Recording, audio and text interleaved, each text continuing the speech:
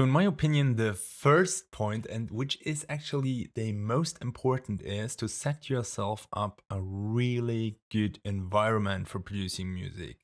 And that means put your cell phone off and also off the table. So, the best thing you can actually do is to switch it off and put it into another room or into your closet or wherever you want to put it, somewhere where you're not looking at it, because those kind of like little distractions, like getting short messages, WhatsApp, watching like YouTube videos, get you kind of like very easy into a rabbit hole in which you never get out, and you actually don't really come to make music. And even if you come to make music, then you're getting so disturbed that this will really blur your vision on making music. So take yourself the time off, block something in your calendar, block it like in vacation, like it's a music vacation for yourself, 1 hour of music vacation every day.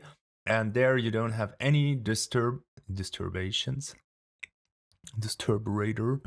Mm, and in this hour, you don't get disturbed. You don't disturb yourself with your cell phone, with social media. So also turn off the Wi-Fi on your computer, or the best thing, plug out your Wi-Fi router, and then you're just alone. You don't get any calls or anything, and you just make music for that 1 hour. Second thing in setting up an environment is we all know we want to jam, and then suddenly our DAW crashes, samples are not there in the project. Whatever you need to make music, prepare it ahead. Like the day before, for example, you can open a project, see if everything is there, install all your new preset banks you just bought, and update your plugins, do all the updates on your computer.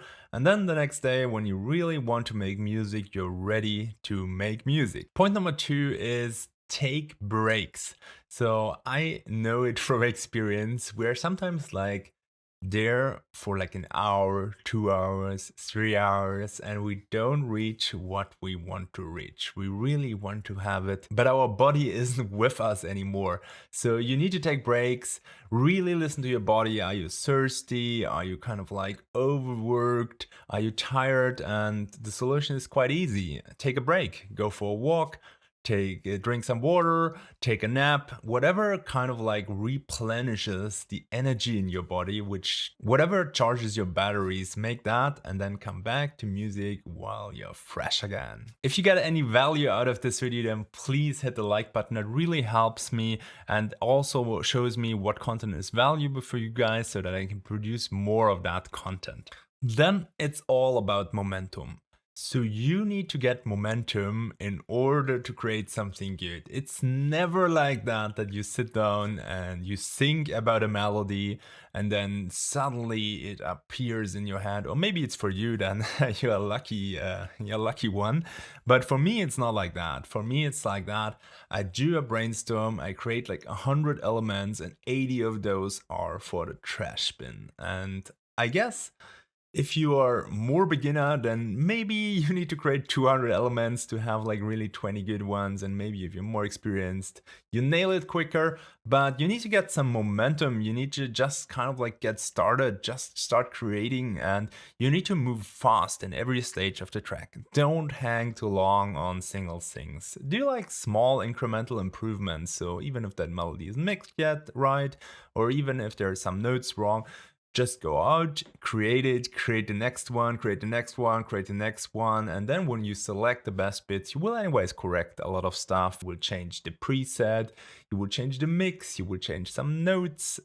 So maybe you pitch it like an octave up or down, whatever you make, you will not leave it like it is. And so don't care so much in the beginning about having it perfect right from the start. Just get going and get into the momentum of creating. And after a while, you don't really notice it, but you get into a flow, and then really the good things start coming. So usually it's not the things in the beginning and it's not the things in the end of your session.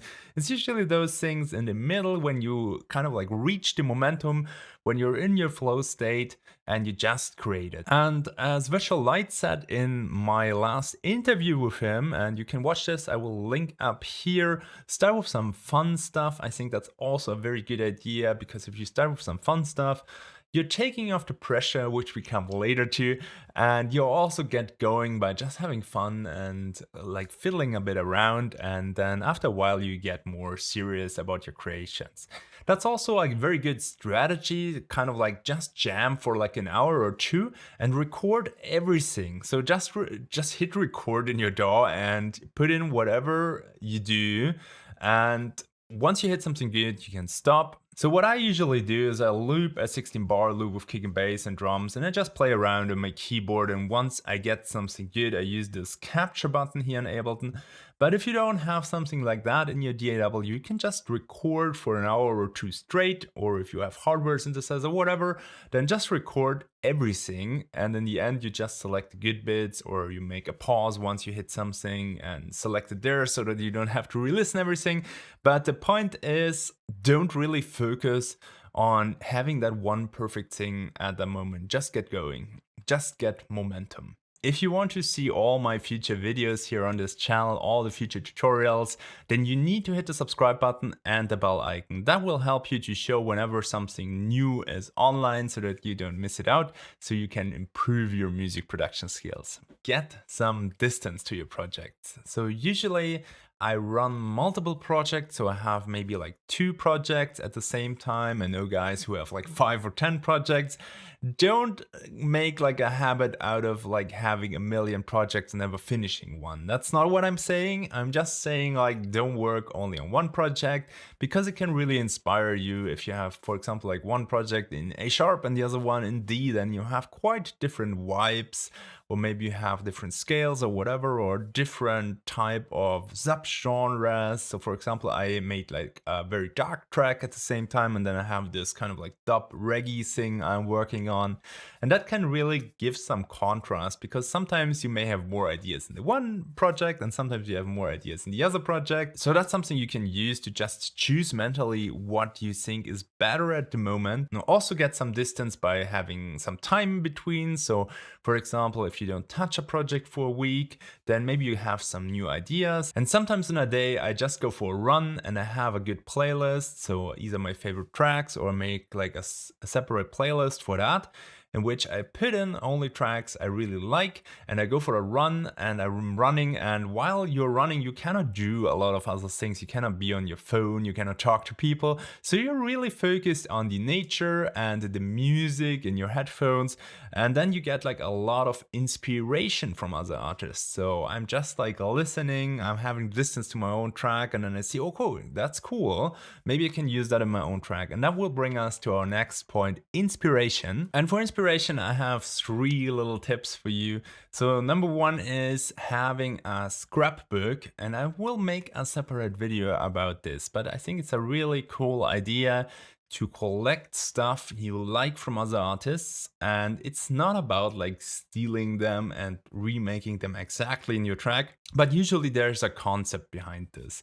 So it's like a special rhythm behind this, or a musical idea. So for example, in this track here, I had the inspiration from another track, and maybe you can write me in the comments if you listen some similarities, but I guarantee the notes are quite different. So the one track I took the inspiration from basically had more like an upwards movement in the note. It had different notes, different scale, different genre. But what I basically took from this track here was the idea of that kind of like melody flowing and then transforming into another melody and kind of like getting faster. And also the simplicity of the movement and also the length of the notes. That's all things which I took my inspiration for this lead here.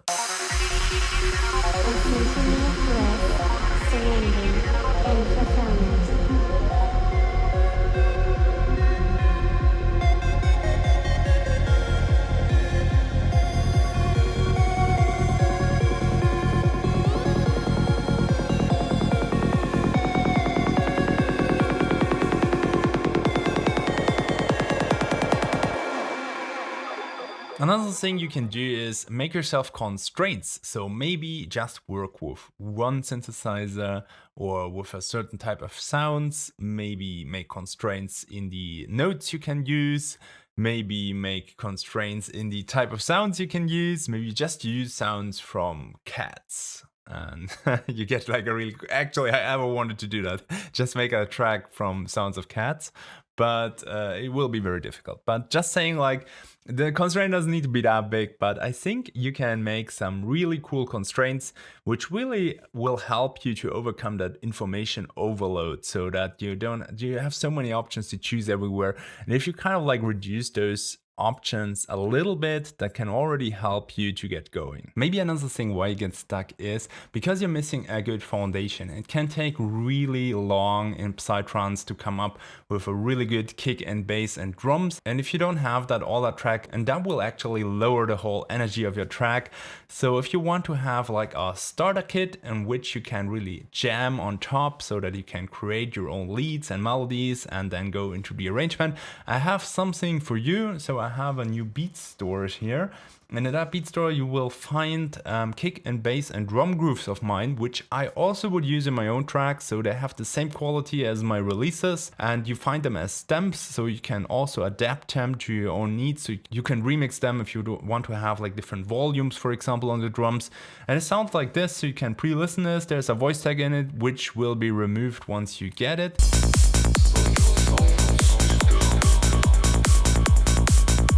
So you can download this as the foundation for your own track, then you have one thing less to manage and you can focus more on the creative part.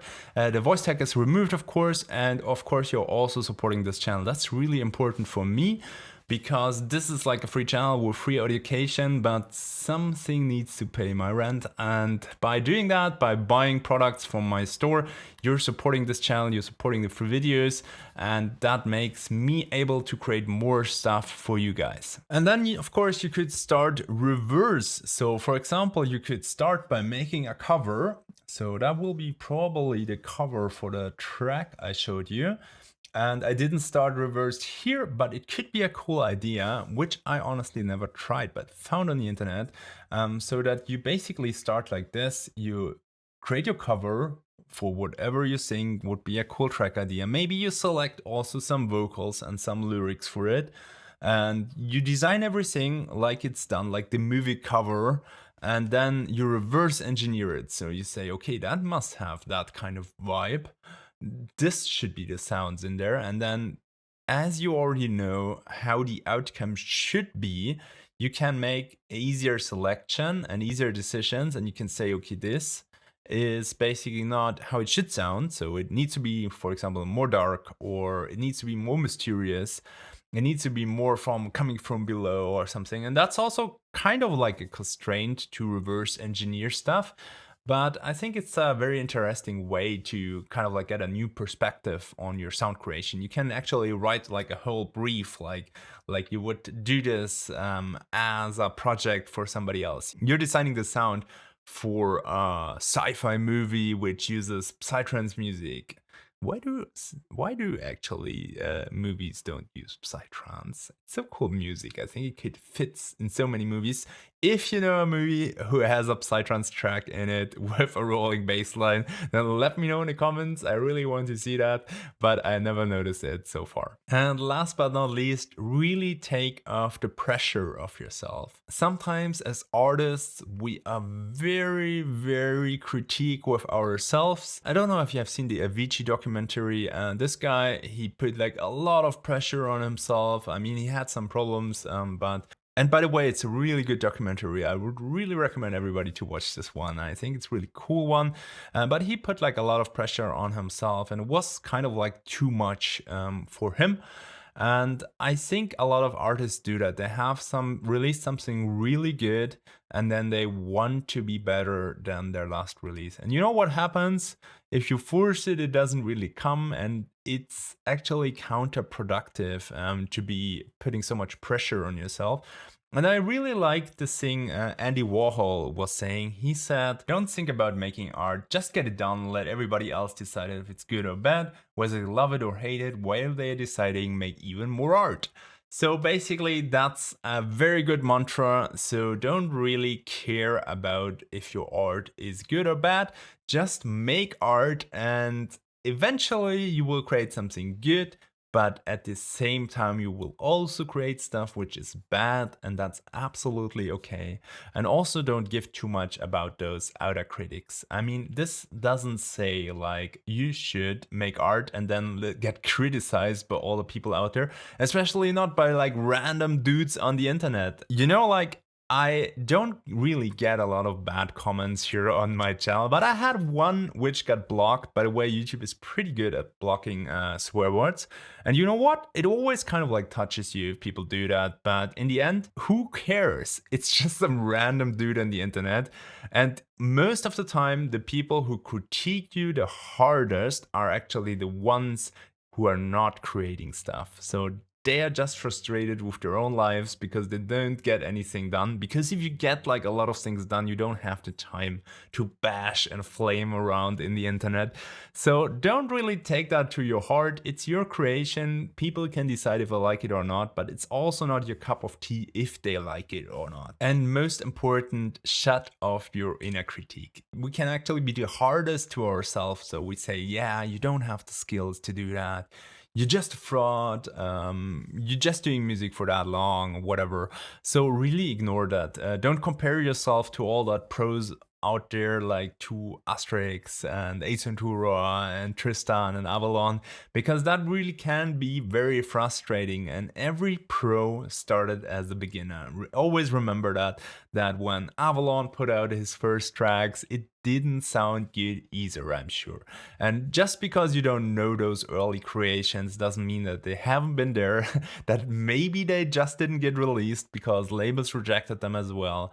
So really put off that inner critique. It doesn't help you in any way if you say this is not a good track, it shouldn't be out there. That really doesn't get your track out there. So just create it, abandon it like Da Vinci said, but abandon it in a good way, release it. And you know, I released all my not so good tracks in the beginning, and so just release them, put them out to the world, and you can always delete them later. So for example, I put out all my tracks from the beginning, and then I just removed them once I got to a better level, and not because I was ashamed about it, it's just because I want to have people listening to my stuff and having like a good experience, not like have like one good track, one bad track, one good track, one bad track. So and just to say, like, once I hit that level in which I could release out labels and really get people buying my music and liking my music, I won't take anything of that off. So in 10 years, that will be still there. I just took the early stuff off, but I also released it. And I think it's really important to go out. You don't need to promote it crazy, just let people discover it. And that's actually the best, because if you kind of like post it on Facebook and everywhere and Reddit, then yeah, you will hit a lot of mean people, which might end your music career if you're, we have that saying like built near on the water. But just put them out, because I think it's really important that you don't hide away and you're scared of your stuff. I mean, you don't need to promote it, just put it out and let people discover it. If you want to learn how to spark ideas for melodies, I have a video here to watch next, so you can check this out if you want to create some cool melodies.